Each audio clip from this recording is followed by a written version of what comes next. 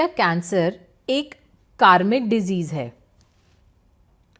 Cancer और cancer जैसी बहुत सारी बीमारियां जो शरीर में लग जाती हैं और लंबे समय तक रहती हैं, बहुत पेनफुल होती हैं, उनकी जो ट्रीटमेंट होते हैं वो भी बहुत पेनफुल होते हैं और बहुत कॉस्टली होते हैं, ये सारे कार्मिक हैं। अब काफ़ी सारी बीमारियां ठीक होने के बाद रिलैप्स हो जाती हैं, दोबारा आ जाती हैं। क्या खाली आपका शरीर खराब होता है? क्या आपका परिवार खराब नहीं होता इसमें?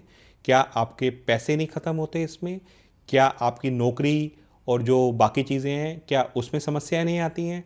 ये जो बीमारियां हैं एक साथ मल्टीपल कर्मास को रिलीज़ करने के लिए होती हैं, उनको ठीक करने के लिए होती है, जो हमने खुद चूज़ करी होती हैं। मतलब हमारी सोल कायदे से अपने कॉन्ट्रैक्ट में ये लिख के लेके आती है कि हमें ये बीमारी दो या हमें कुछ ऐसा दो जिससे हम अपने कर्म रिलीज कर ले, जो हमारे पुराने बुरे कर्म हो। यस, बिल्कुल ठीक बोला आपने। ऐसा ही वो सोल कांटेक्ट करके आती है। पर क्या इनसे आराम मिल सकता है? यस, अगर हम लोग अपने पुराने कर्मों को देख लें कि किस कर्म की वजह से ये वाली बीमारी हुई है, क्या वो एक कर्म है, क्या दो कर्म है, या मल्टीपल कर्म्स है, और अगर उसके लिए हम उन कर्मों के लिए माफिया मांग लें या कुछ हवन कर लें या कोई ईश्वर से प्रार्थना कर लें, तो यकीन मानिए उनका जो असर है ना वो काफी हद तक खत्म हो जाता है।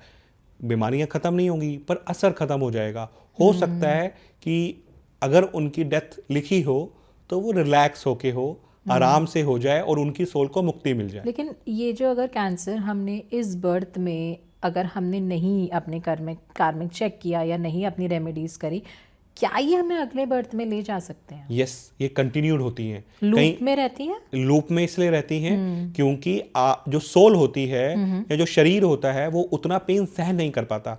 हमारे साथ ऐसे कई सारे एग्जाम्पल हैं कि ऐसे लोग आते हैं हमारे पास जो अपनी लास्ट स्टेज पे होते हैं और उनकी सोल्स हमको आके बोलती हैं कि हमको रिलीज करवा दीजिए, हम लोग इतना पेन नहीं ले सकते हैं, और जो उनका कार्मिक कनेक्शन होता है ना वो अगले जन्म में कैरी फॉरवर्ड हो जाता है। तो इसलिए कह रहे हैं कि जितनी जल्दी अगर आपको ये बीमारी हो गई है आप अपना इलाज करवाएं। हम ये नहीं कह रहे कि इलाज ना करवाएं, आप अपना किसी भी डॉक्टर से इलाज कराएं, लेकिन हम चेक करवा सकते हैं, कार्मिक चेक कराएं, और उसके लिए एक साथ में माफिया तो मांगनी है आपको, इसके लिए खर्चा कुछ नहीं करना है आपको। लेकिन अगर सपोज कोई बिल्कुल वेंटिलेटर पे आ गया, क्या मेरे लिए, या जैसे मैं वेंटिलेटर पे चली गई, क्या कोई और मेरे लिए कर सकता है? यूजुअली तो जो कार्मिक कनेक्शन होते हैं वो जो इंडिविजुअल कार्मिक कनेक्शन होते हैं खाली उसको सपोर्ट अपने ही कार्यक्रम से मिलते हैं या अपनी ही क्या कह सकते हो आप, प्रेयर से और अपने ही माफियों से मिलते हैं। दूसरा उसके लिए नहीं कर सकता है। तो मैं तो यही कहूँगा कि ये कार्य आप लोग जितनी जल्दी से जल्दी कर लें। और मैं तो एक और चीज़ कहूँगा, आप सारी बीमारियों को मतलब जब चीज़ सामने आ जाए तभी क्यों किए जाए।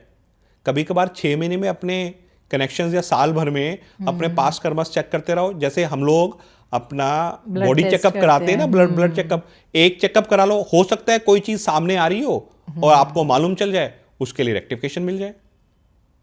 सब कुछ पॉसिबल है। कोशिश करके देखो, यूनिवर्स आपकी हेल्प कर रहा है, ईश्वर आपकी हेल्प कर रहा है। नहीं तो ये जो पास्ट लाइफ कर्मास वाली चीज़ें इतनी इजी नहीं हो जाती कि ये अब सबको मालूम चल जाती है और लोग उस पर काम कर रहे हैं। तो इसको चीज़ को समझिए, जितनी जल्दी कर सकते हैं करिए। और मैं तो बोलूँगा कि रेगुलर बॉडी चेकअप कराते हैं तो साल भर में अपना ये वाला भी बॉडी चेकअप करा लीजिए, कार्मिक चेकअप करा लीजिए। ठीक है, थैंक यू जी, धन्यवाद।